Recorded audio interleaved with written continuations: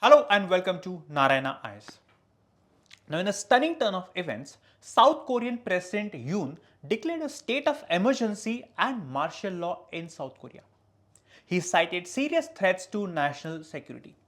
Now, this bold move came amid growing tensions with North Korea, and this set off a wave of reactions across the country. President Yoon accused opposition political parties of sympathizing with North Korea, but his actions quickly raised concerns about the power of the presidency and the deepening political divide within South Korea. Now, to understand the gravity of the situation, we need to look at the ongoing conflict between North Korea and South Korea, a divide that goes back decades. Now, after World War II and the Korean War, which was fought between 1950 and 53, the Korean Peninsula was split into two.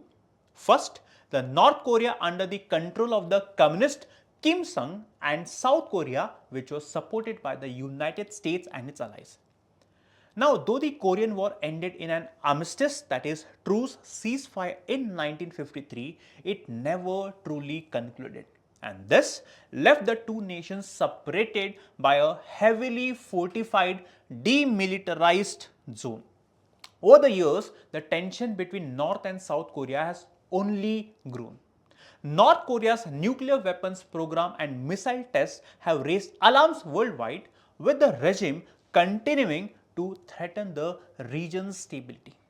Meanwhile, South Korea has remained committed to its democratic, capitalist values, taking a firm stance against its northern neighbor, North Korea. While occasional peace talks have offered brief glimpses of hope, the divide between the two countries remains vast, particularly as North Korea's nuclear ambitions continue to grow.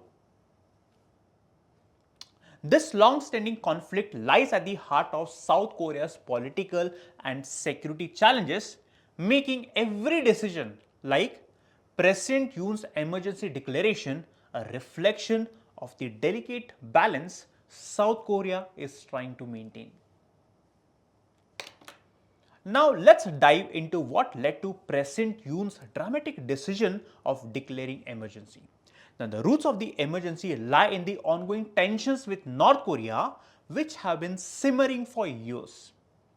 North Korea's missile tests and military actions have long been a source of anxiety for South Korea. But the situation took a new turn when President Yoon accused opposition political parties, especially the Democratic Party, of sympathizing with the North Koreans. He claimed that opposition leaders were endangering South Korea's security by advocating for diplomacy with North Korea even as military threats were escalating. For President Yoon, this growing influence of North Korea on South Korean politics became a national security issue. He saw the opposition's softer stance on the North as a direct threat to South Korea's defense, prompting him to frame the emergency declaration as a way to protect the country's sovereignty and democratic values.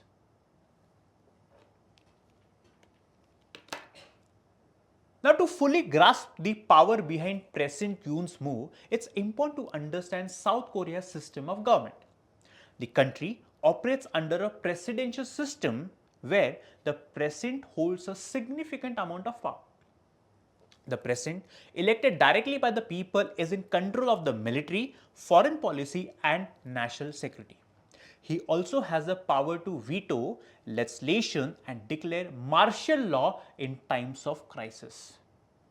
Although South Korea has a national assembly, that is, its legislative body, which can challenge the president through impeachment, the executive branch holds much of the power. This means that when President Yoon decided to declare martial law where military gets abnormal power, this move that required approval from the assembly, but despite so, given his control over national security, President Yoon's actions raise concerns about the balance of power in the country.